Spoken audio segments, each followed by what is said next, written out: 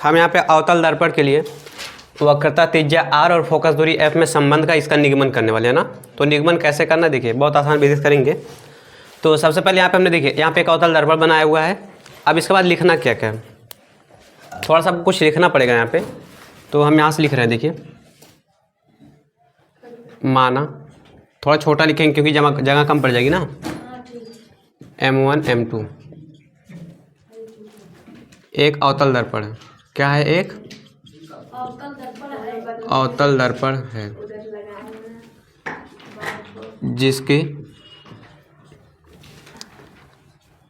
जिसका ध्रुव क्या है, जिसका ध्रुव P हुआ, वक्रता केंद्र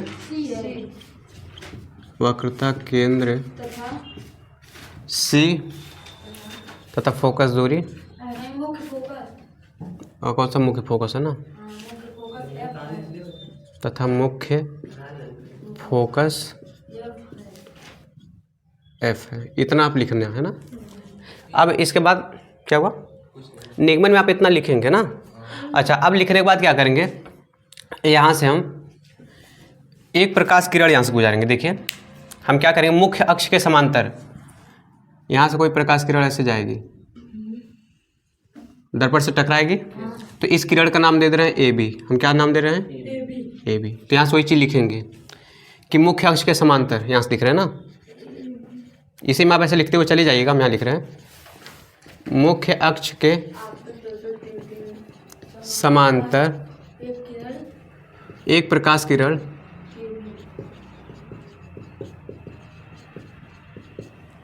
AB जो दर्पण से टकराकर मुख्य फोकस से होकर जाती है। कहाँ से? मुख्य फोकस से होकर जाती है। यहाँ से देखिए, जब यहाँ से टकराएगी तो कहाँ से जाएगी वो? मुख्य फोकस से होकर जाएगी कि नहीं? यहाँ से गई और यहाँ से निकल गई, मुख्य फोकस से। इतना लिखेंगे।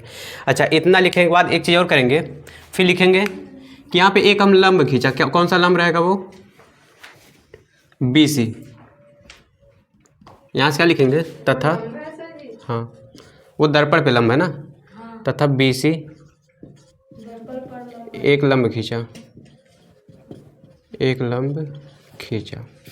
बस इतना लिख देंगे। अब यहाँ से ध्यान से देखिएगा। अच्छा, आपने जो इधर देखिए, जो हमने परावर्तन का नियम बताया था, परावर्तक पृष्ठ पे हमने दिखाया भी था कि कोई प्रकाश किरण ऐसे आती है, ऐसे जाती है जब, तो एक बीच में लंब होता है कि नहीं? अभिलंब होता है। तो यहाँ पे भी वही क्या है, अभिलंब है। यहाँ पे अभिलंब कर लीजिएगा इसको, एक अभिलंब है। तो वही चीज़ आपके यहाँ दर्पण में भी होता है। हमने ऐसे प्रकाश को अगर यहाँ पे दर्पण पे इसको रिफ्लेक्ट करेंगे तो देखेंगे प्रकाश की टकराएगी, ऐसे निकल जाएगी, तो बीच में एक अभिलंब होता है कि नहीं? तो एक अभिलंब आपका होता है ना। तो लेकिन ये समतल दर्पण के लिए था, ये गोली दर्पण है ना आपका, ये अलग होता है थोड़ा। अच्छा, अब इसके बाद यहाँ से ध्यान दीजिएगा थोड़ा कि हमने यहाँ पे नियम जो बताया था परावर्तन को एंगल में, यहाँ पे एंगल हमने बताया था क्या कुछ, कि ये एंगल और ये एंगल बराबर होते हैं ना। तो अगर यहाँ पे अगर इसका जो है परावर्तन कोण है, दो यहाँ पे कोण होते हैं, एक I होता है, एक R होता है। यहाँ दो एंगल बनेंगे, तो एक अपवर्तन होगा, एक क्या हो जाएगा आपका? परावर्तन ना। आपतन कोण और परावर्तन कोण। तो आपतन कोण को I से दर्शाते हैं, परावर्तन कोण को R से दर्शाएं। तो हम यहाँ से अब वही देखिए करेंगे। यहाँ से तो लिखेंगे कि परावर्तन के नियम से हम क्या करेंगे,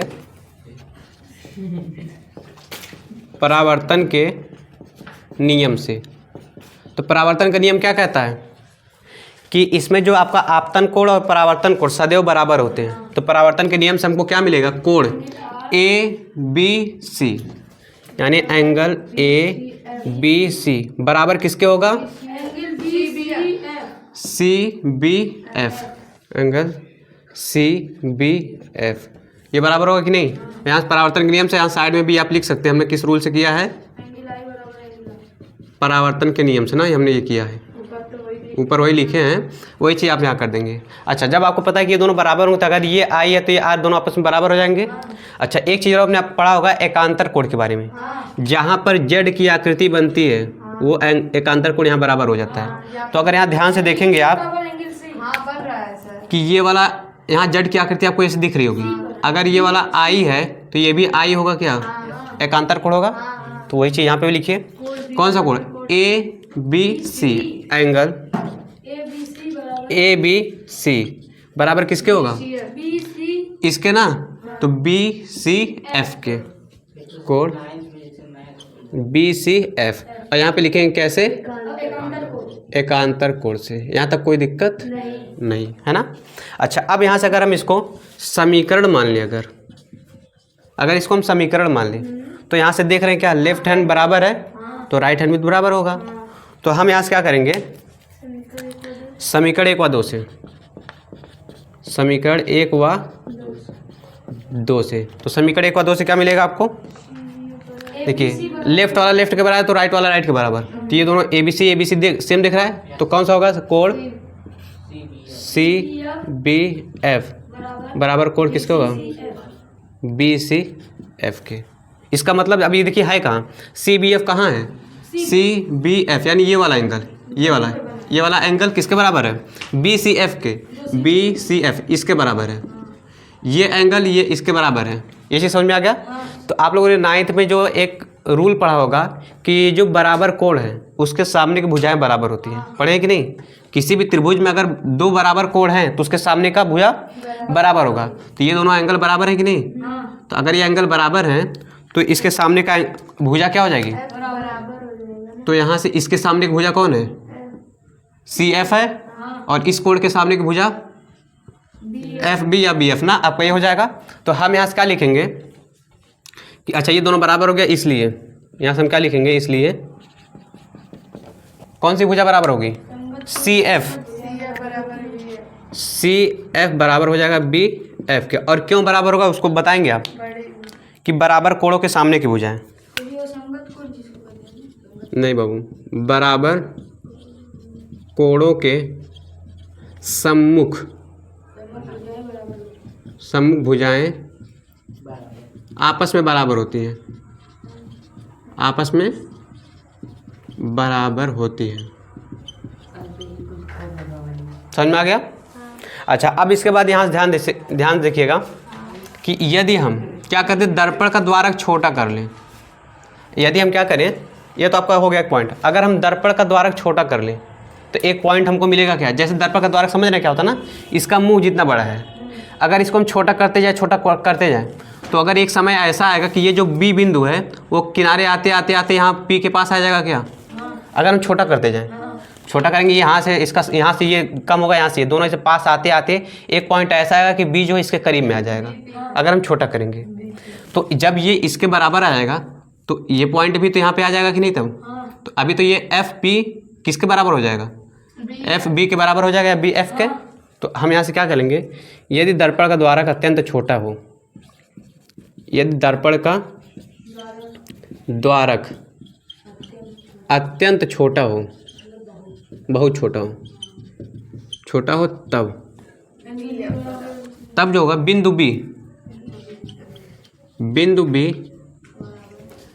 वो आपका बिंदु B क्या होगा, ध्रुव P के बहुत करीब होगा, बहुत पास होगा ना, पास होगा। तब जब पास होगा तब क्या हो जाएगा, ये जो FP या PF,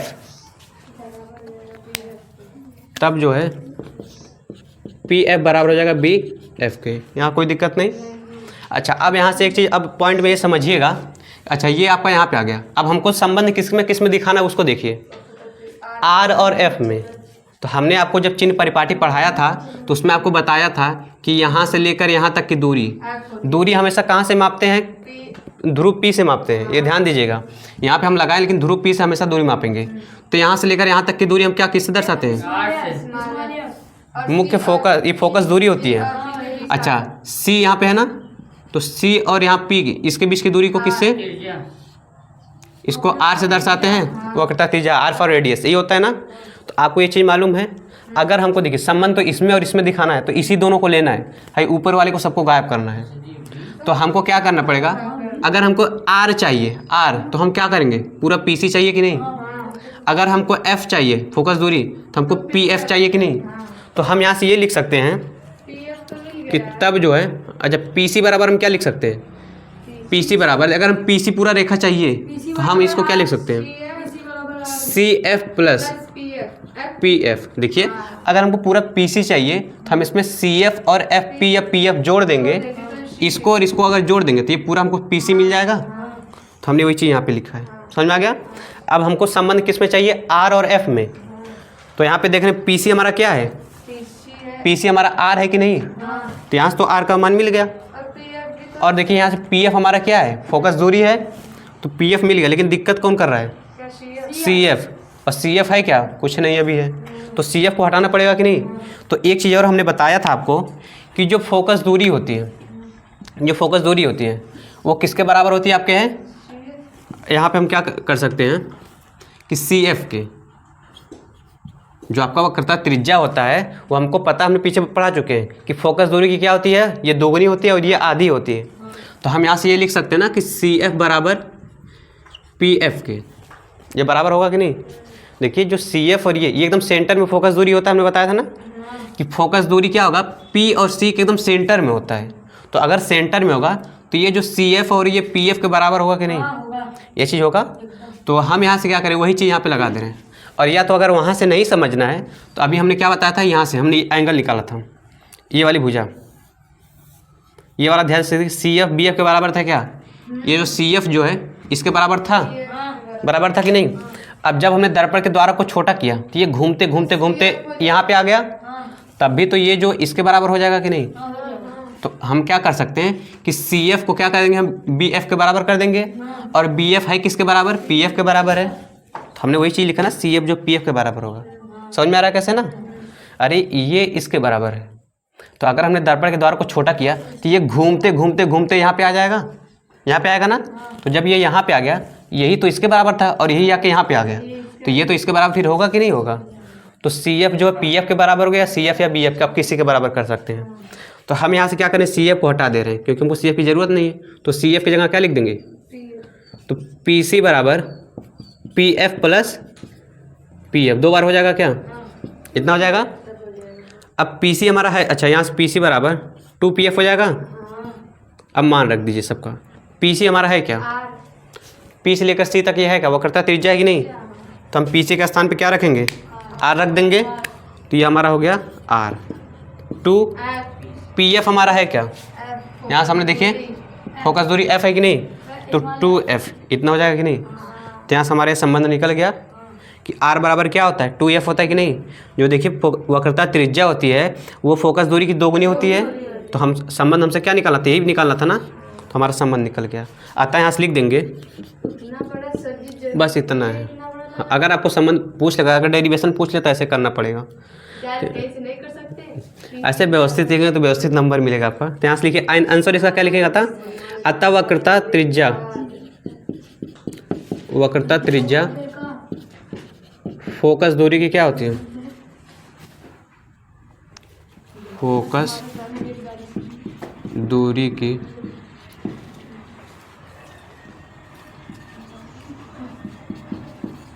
दुगनी होती है। देख रहे हैं दोगुनी है कि नहीं फोकस दूरी की, वक्रता त्रिज्या दोगुनी है ना। अच्छा यहाँ से हम एक चीज़ और लिख सकते हैं, क्या लिख सकते हैं, अगर 2 को हम इधर लेके आए तो F बराबर R/2 मिलेगा। तो हमारा ये भी फार्मूला याद रखिएगा। हाँ यहाँ देखिए क्या मिल गया, फोकस दूरी वक्रता त्रिज्या की आधी होती है। तो हम यहाँ से ये भी यहाँ से दोगुनी बोल सकते हैं, वक्रता त्रिज्या फोकस दूरी दोगुनी, और यहाँ क्या बोल सकते हैं, फोकस दूरी वक्रता त्रिज्या की आधी होती है। समझ में आ गया, ये आपका पूरा डेरिवेशन हो गया।